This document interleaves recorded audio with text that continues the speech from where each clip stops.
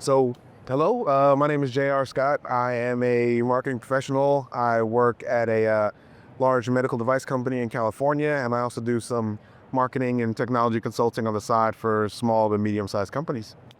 And I'm Michelle Hawley. I'm the editorial director at CMSWire, and we are here on the ground at the Adobe Summit amid all of the excitement here. Yes. Very exciting, very colorful. Yes.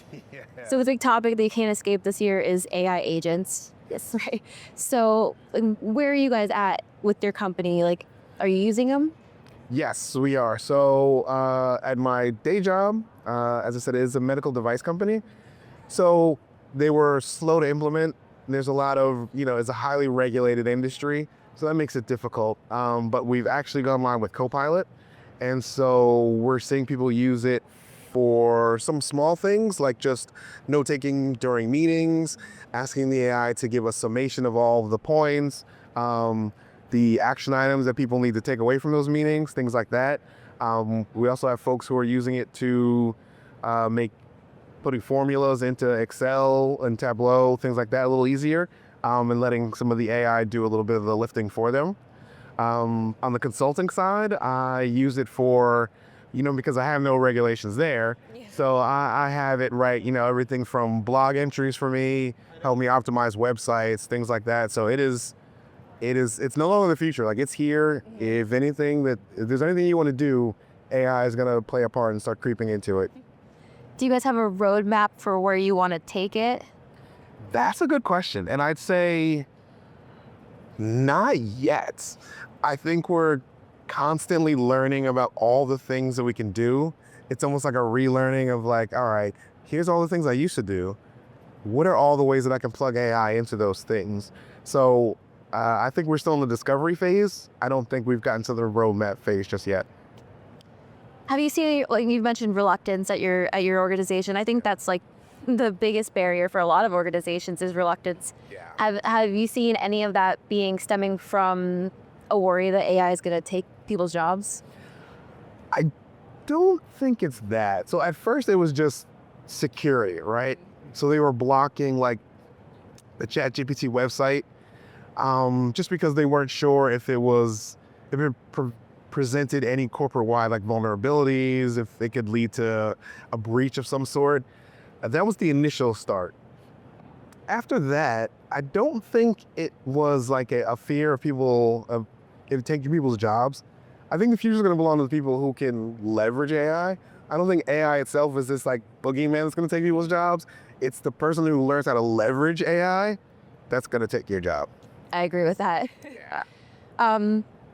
As far as the DX tech stack, I think a lot of people are rethinking that right now. Would you advocate more for like an all-in-one solution or a best-of-breed approach? Ooh, that's a good question. I think it's going to be a case-by-case basis. I think it's going to be certain customers in certain industries that all-in-one is going to be the best way to go forward. And I think there are some, for example, like I mentioned before, in those highly regulated industries where you may need to kind of piecemeal what works best for you and what checks off all the boxes in terms of, security, efficiency, and everything else. So I still think we're very early on, and I don't know if there's one right way to do it just yet. But you mentioned being in a highly regulated industry. So as far as the security part of that goes, how do you guys approach that? It's tough. So like I said, right now we've only got Copilot through Microsoft approved as the AI tool that we can use in Office. But I think I leave that to the IT folks who make more than me to worry about staving off breaches and anything else in terms of security. But I think because Microsoft is obviously a trusted partner for a lot of corporations, you're going to see, especially the larger ones, start there, and then slowly but surely kind of evaluate the others and either bring them on board or decline to.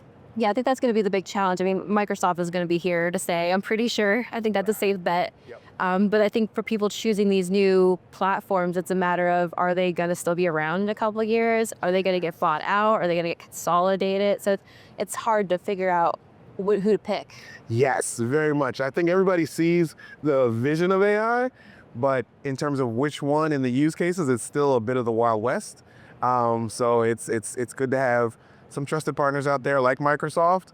But I think some of the up and comers are going to stick around. But you're right, it's a horse race. We don't know which one's gonna get to the finish line first. I mean, you have like the DeepSeek guys who that's just a few months ago. Yeah. And they were like, oh yeah, we've got everything ChatGPT's got, and that was like half the time and half the money. Yeah. And it's like, oh well, okay, welcome to the party. Yeah. So it's gonna be interesting. It's gonna be interesting, definitely.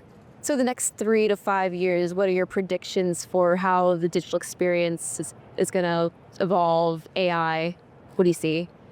Great question. I think it's going to be a little bit of what you just mentioned. I think we're going to be able to see who's in it for the long haul and who is kind of the fly by night to begin with. I think we'll see a little bit more standardization around the places that we start to plug in AI.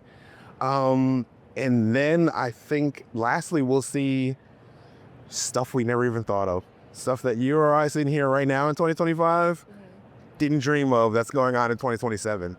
So I think those are kind of the three things that if I were to make a prediction, that's my crystal ball. Well, thanks so much for talking to me. It was great hearing all your insights. Yes, Michelle, thank you for taking the time. It was great talking to you as well.